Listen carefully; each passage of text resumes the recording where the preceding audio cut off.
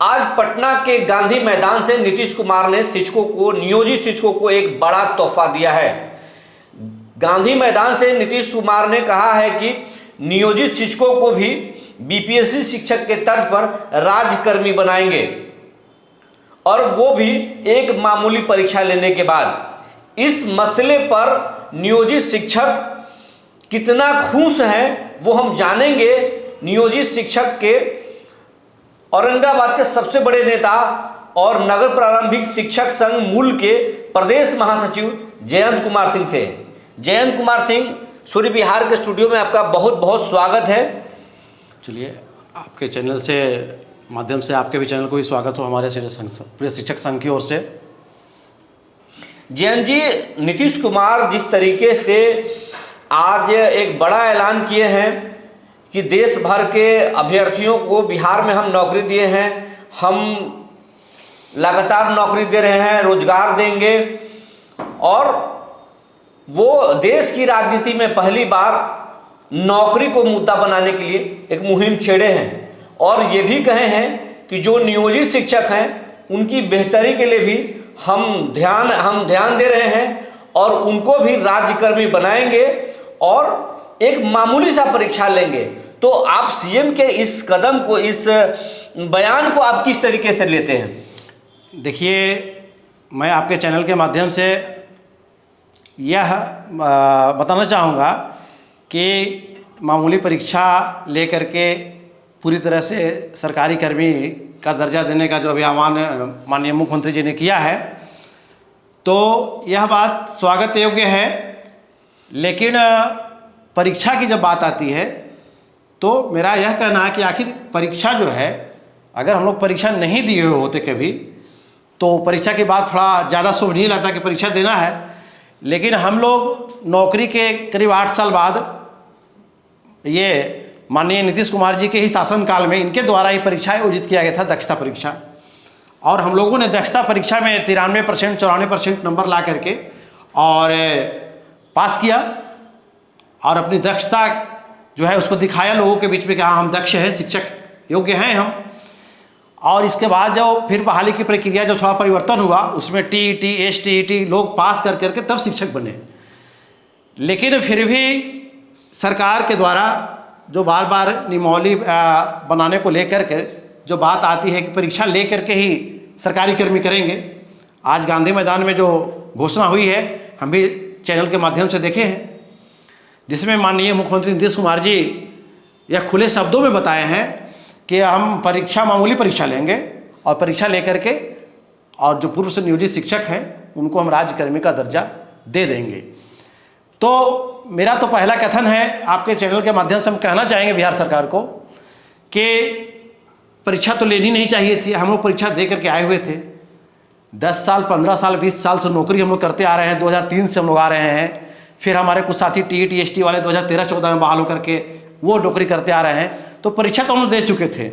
लेकिन अगर बिहार सरकार को यही इच्छा है और उनको हमारी सक्षमता पर कहीं कोई शक है, अगर वो अपने जिद पे अड़े हुए हैं, तो हम शिक्षक हैं, हम तो लोकतांत्रिक तरीके से ही अपनी मांग को रखते हैं और लोकतांत्रिक तरीके से अपनी मांग को आज तक रखते चले आ रहे हैं। तो अगर सरकार की यही इच्छा है तो हम एक चीज़, इस बात को हम यह कहना चाहेंगे कि ठीक है, परीक्षा अगर आप अपने जिद पे अड़े हैं कि हम मामूली परीक्षा लेकर ही राज्यकर्मी का दर्जा देंगे, तो कम से कम आज यह भी माननीय मुख्यमंत्री जी को घोषणा करना चाहिए था कि जो पूर्व से हमारे 20 साल से शिक्षक कार्य करते आ रहे हैं, बिहार के में शिक्षा का अलग जगाने का काम करते चले आ रहे हैं, उन शिक्षकों को हम एक मामूली सा परीक्षा लेकर के और पूरी तरह से पुरानी पेंशन के साथ जो पूर्व से 9300 का जो पे स्केल में रहा है, पूरी तरह से राज्यकर्मी का दर्जा दे देंगे। तो आज सचमुच पूरे बिहार में नियोजित शिक्षकों में खुशियों का लहर दौड़ जाती और पूरे बिहार के शिक्षकों में आज घी का दीपक जलता, दीपावली लोग आज ही मना लेते। यह स्वागत योग्य तो है, लेकिन अभी भी शिक्षक झिझक रहे हैं कि मामूली सा परीक्षा देने के बाद भी कहीं वह फिर से बनावटी और चाइनीज वेतनमान नहीं मिल जाए। इस बात का हम लोगों को कहीं ना कहीं से खौफ अंदर ही अंदर सता रहा है। जयंत जी, परीक्षा तो परीक्षा होता है, मामूली परीक्षा क्या होता है? क्योंकि जो दक्षता परीक्षा बिहार सरकार ली थी उसमें भी कई शिक्षक फेल हुए, बहुत सारे शिक्षक फेल हुए, कुछ की नौकरी चली गई और कुछ की नौकरी जाने वाली है। वैसे में फिर एक बार सीएम बोले हैं कि हम मामूली परीक्षा लेंगे, तो इस बयान को आप किस तरीके से लेते हैं? देखिए, मामूली परीक्षा तो सही में परीक्षा है। परीक्षा का अगर संधि विच्छेद करके देखें तो उसका नाम है परीक्षा।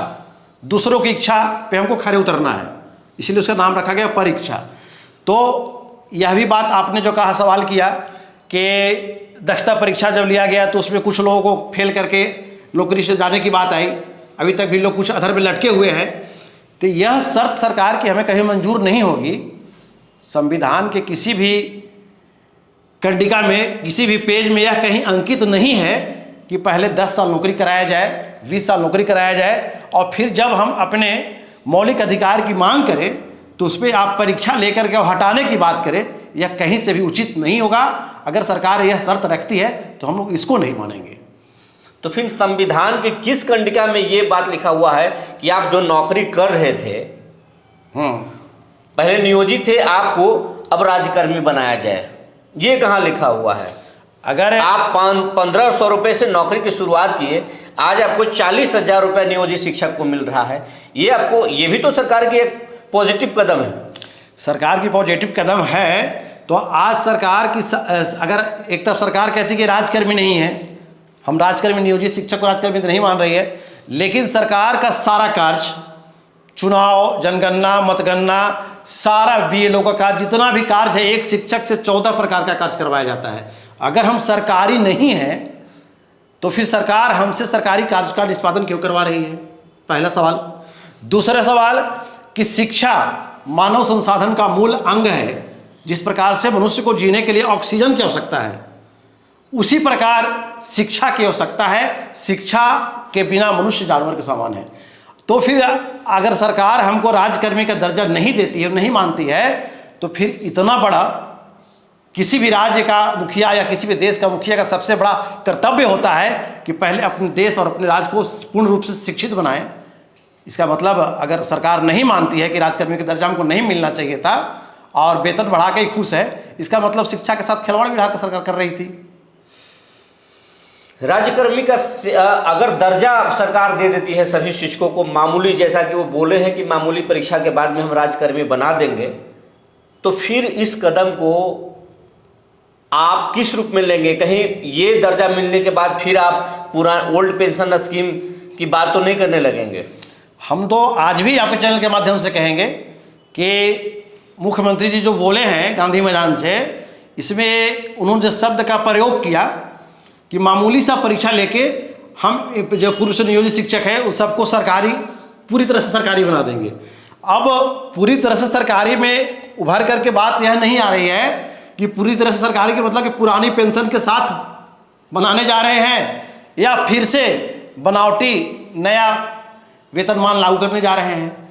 लेकिन हमारा जो मांग है और पूरे बिहार के शिक्षकों की यही इच्छा है, बताइए कि जब पेंशन नहीं मिलेगा, आज हम लोग अपने पूरे उम्र का सारा चीज़ बिहार के विद्यालयों में लगा दिए और बुढ़ापे में रिटायर करने के बाद जब हाथ में 1 रुपया नहीं रहेगा तो हम लोग कहाँ जाएंगे? हम लोग बाकी नौकरियों में भी पेंशन नहीं मिल रहा है, बाकी नौकरियों में पेंशन नहीं मिल रहा है, तो सरकारी कर्मी में जब हम शिक्षक बनकर के आए हैं, अगर पेंशन नहीं तो सारे लोग पेंशन की मांग कर रहे हैं। ऐसा नहीं कि सिर्फ शिक्षक की मांग नहीं कर रहे हैं, सारे लोग पेंशन की मांग कर रहे हैं। तो पेंशन सबको मिलना चाहिए, अधिकार है। एक सरकारी कर्मी को आप पूरे उम्र उससे काम ले लिए और रिटायर करने के बाद आपका अगर शिक्षक ठेला पर टमाटर बेचते हुए नजर आए, रोड पे भटकते हुए नजर आए बुढ़ापे में, तो कहीं ना कहीं राज्य की बदनामी है और सरकार की बदनामी होगी। आप चैनल के माध्यम से सीएम नीतीश कुमार से क्या अपील करना चाहेंगे, क्या कहना चाहेंगे? हम माननीय मुख्यमंत्री जी से कहना चाहेंगे कि जिस प्रकार से आपने बिहार के नियोजित शिक्षकों पर आस्था रखा और हम लोगों ने आपके बातों पर भरोसा किया, भरोसा कर करके वर्ष 2005 से माननीय मुख्यमंत्री जी से हम लोग लोकतांत्रिक तरीके से अपनी आवाज़ उठाते आ रहे हैं और इन्होंने आश्वासन देने का काम करते रहे आज तक। तो आज हम आपके चैनल के माध्यम से कहना चाहेंगे मुख्यमंत्री जी से कि आप इस बार एक जो बिहार में मुहिम आपने चलाया इतने बड़े पैमाने पर बीपीएससी परीक्षा का आयोजन करके शिक्षकों का चयन किया आपने, पूरे गांधी मैदान में पटना में एक पूरे देश में एक संदेश देने का काम किया आपने। तो आप गद्दी पर रहते हुए कम से कम जो पूर्व से नियोजित शिक्षक कार्य करते चले आ रहे हैं, जिन्होंने बिहार में शिक्षा का अलग जगाते हुए आज तक आ रहे हैं हम लोग, तो आप मुख्यमंत्री जी से मेरा यह कहना है कि आप पूरी तरह से राजकर्मी का दर्जा पुराने पेंशन के साथ और जो पुराने वेतनमान के साथ हम लोग को अब दे, यही हमारी मांग इनसे है। बहुत बहुत धन्यवाद जयंत जी। चलिए, आपको भी धन्यवाद।